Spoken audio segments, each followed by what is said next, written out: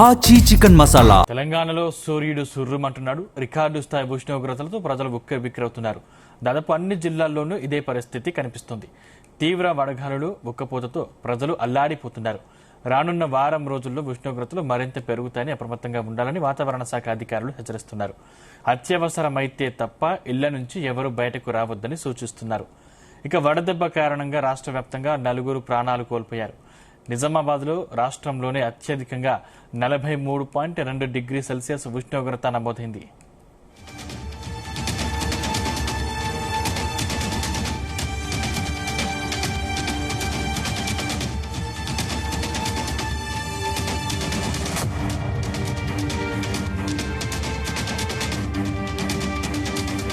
తెలంగాణలో సూర్యుడు సుర్రుమంటున్నాడు. రికార్డు స్థాయి ఉష్ణోగ్రతలతో ప్రజలు ఉక్కిరిబిక్కిరవుతున్నారు. దాదాపు అన్ని జిల్లాల్లోనూ ఇదే పరిస్థితి కనిపిస్తోంది. తీవ్ర వడగాలులు, ఉక్కపోతతో ప్రజలు అల్లాడిపోతున్నారు. రానున్న వారం రోజుల్లో ఉష్ణోగ్రతలు మరింత పెరుగుతాయని అప్రమత్తంగా ఉండాలని వాతావరణ శాఖ అధికారులు హెచ్చరిస్తున్నారు. అత్యవసరమైతే తప్ప ఇళ్ల నుంచి ఎవరూ బయటకు రావద్దని సూచిస్తున్నారు. ఇక వడదెబ్బ కారణంగా రాష్ట్ర వ్యాప్తంగా 4 ప్రాణాలు కోల్పోయారు. నిజామాబాద్లో రాష్ట్రంలోనే అత్యధికంగా 43.2 డిగ్రీల సెల్సియస్ ఉష్ణోగ్రత నమోదైంది.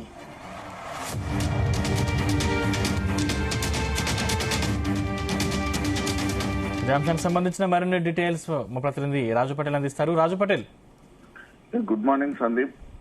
అసలు తెలంగాణలో ఊహించిన విధంగా కూడా సూర్యుడు తన ప్రతాపాన్ని చూపిస్తున్నాడు. మొదటి నుంచి అనుకున్నట్టుగానే ఈసారి ఎండాకాలంలో కూడా గరిష్ట ఉష్ణోగ్రతలు నమోదవుతాయని ఏదైతే వాతావరణ శాఖ హెచ్చరికలు జారీ చేసిందో, సో ఆ హెచ్చరికలు నిజం చేస్తూ కూడా అంతకంటే ఎక్కువగా కూడా సూర్యుడు తన ప్రతాపాన్ని చూపిస్తున్నాడు. ఊహించని విధం కంటే ఎక్కువ కూడా మనకు ఉష్ణోగ్రతలు నమోదవుతున్నాయి. సాధారణంగా 2 నుంచి 3 డిగ్రీలు అత్యధిక ఉష్ణోగ్రతలు నమోదవుతాయని అనుకుంటే ఏకంగా 4 నుంచి 5-6 డిగ్రీల వరకు కూడా ఎక్కువగా ఉష్ణోగ్రతలు నమోదు అవడంతో తెలంగాణ మొత్తం కూడా బగబగ మండిపోతుంది. సో ఈ టైంలోనే ఏప్రిల్ ఈ టైంలోనే ఈ విధంగా ఉంటే రాబోయే మే నెలలో అసలు పరిస్థితి ఏంది అనేటువంటి తీవ్రమైనటువంటి ఆందోళనకైతే ప్రజలు గురవుతున్నారు సందీప్. అసలు తెల్లారి లేచింది మొదలు నైట్ వరకు కూడా విపరీతమైనటువంటి ఎండ ఉంటుంది, ఉక్కపోతుంటుంది. కానీ నైట్ టైంలో సో డేలా వేడి ఉంటుంది, ఉష్ణోగ్రతలు ఎక్కువ నమోదవుతుంది. నైట్ అన్నా కాస్త చల్లగా ఉంటుందంటే నైట్ కూడా ఇంకా హీట్ ఎక్కువగా ఉంటుంది. సో వేడి గాలుల ప్రభావం ఉంటుంది. ఒక రకమైనటువంటి ఉక్కపోత నైట్ టైంలో ఎక్కువగా ఉంటుంది. సో దీంతో ప్రజలు ఇటు డే అండ్ నైట్ 2 రకాలుగా కూడా 2 టైమ్స్ లో కూడా ఇబ్బంది పడుతున్నటువంటి పరిస్థితి అయితే మన తెలంగాణ వ్యాప్తంగా అనిపిస్తుంది. సో 2 రోజుల్లో ఎండలు మరింత ముదిరి భయంకరంగా ఉండే అవకాశం ఉంది. ఉష్ణోగ్రతలు దాదాపు 45 డిగ్రీల వరకు కూడా చేరే ఛాన్స్ ఉంది.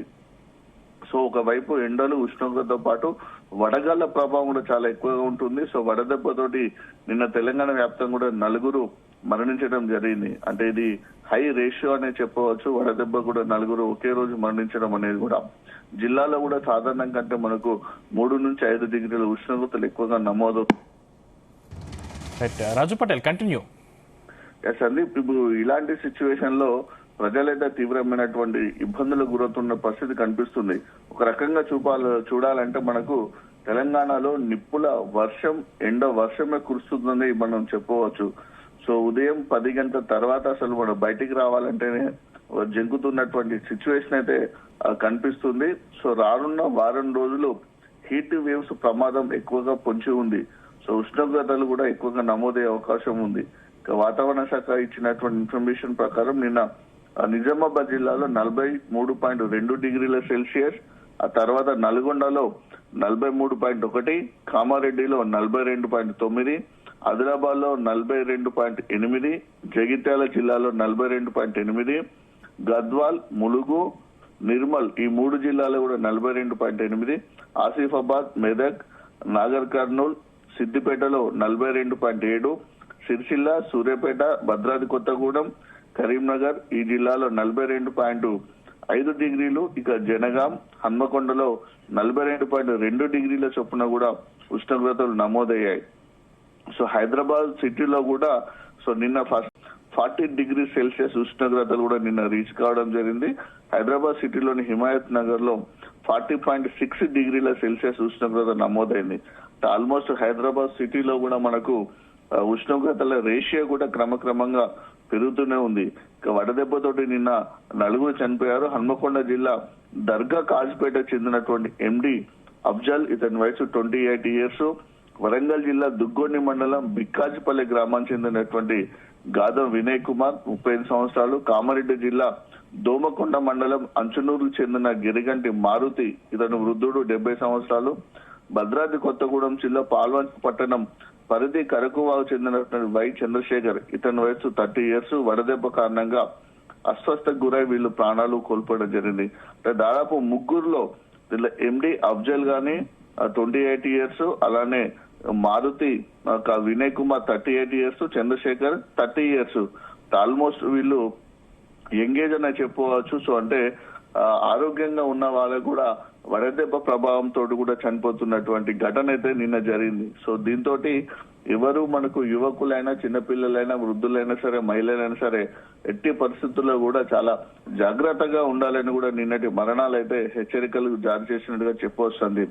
సో ఈ ఎండాకాలం అయితే నిజంగా చాలా ఎక్కువగా ప్రభావాన్ని చూపించే అవకాశం కనిపిస్తుంది. సో ఎక్కడ చూసినా సరే ఇదే డిస్కషన్ అనిపిస్తుంది.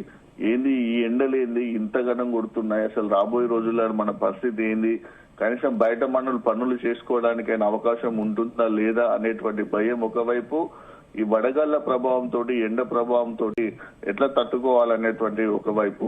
ఇక ఏసీలు, కూలర్ ఉన్న వాళ్ళకైతే కాస్త ఉపశమనం లభిస్తుంది, కానీ కాస్త మధ్యతరగతి, పేద తరగతి వాళ్ళైతే అసలు ఇళ్లలో ఉండలేని సిచ్యువేషన్ అయితే చాలా ఎక్కువగా కనిపిస్తుంది.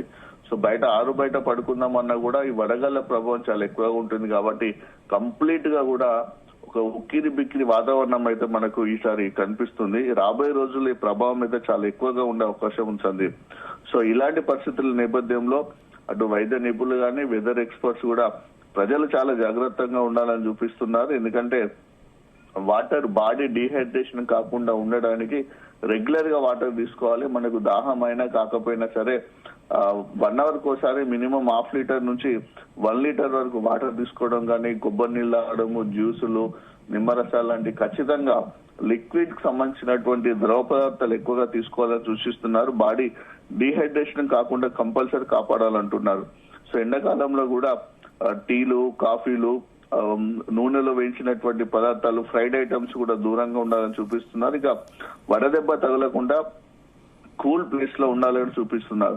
సో గర్భిణీలు కానీ, బాలింతలు, చిన్నపిల్లలు, వృద్ధులు, దీర్ఘకాలిక అనారోగ్య సమస్యతో బాధపడే వారు మాత్రం మరింత జాగ్రత్తగా ఉండాల్సిన అవసరం ఉందని కూడా డాక్టర్లు అంటున్నారు. సో ఇలాంటి సిచ్యువేషన్ లో ప్రజలైతే ఒక రకమైనటువంటి భయానికి అయితే గురవుతున్నారు. సూర్యుడిని చూస్తేనే ఒక రకమైనటువంటి ఫియర్ అయితే జనాల్లో కనిపిస్తుంది. సో నిన్న ఈ రోజు కనుక చూసుకుంటే మార్నింగ్ టైంలోనే ఆల్రెడీ ఒక రకమైనటువంటి హీట్ ఆల్రెడీ ప్రారంభం అయిపోయింది. సో ఎర్లీ మార్నింగ్ 6 o'clock నుంచే కూడా ఈ రోజు అయితే సూర్యుడు తన ప్రతాపాన్ని చూపిస్తున్నా అని చెప్పవచ్చు. ఈ రోజు కూడా నిన్నటి కంటే ఎక్కువ కూడా ఈ రోజు 1 నుంచి 2 డిగ్రీల ఉష్ణోగ్రతలు అయితే నమోదయ్యే అవకాశం ఉంది Sandeep. Right, thank you Raju Patel.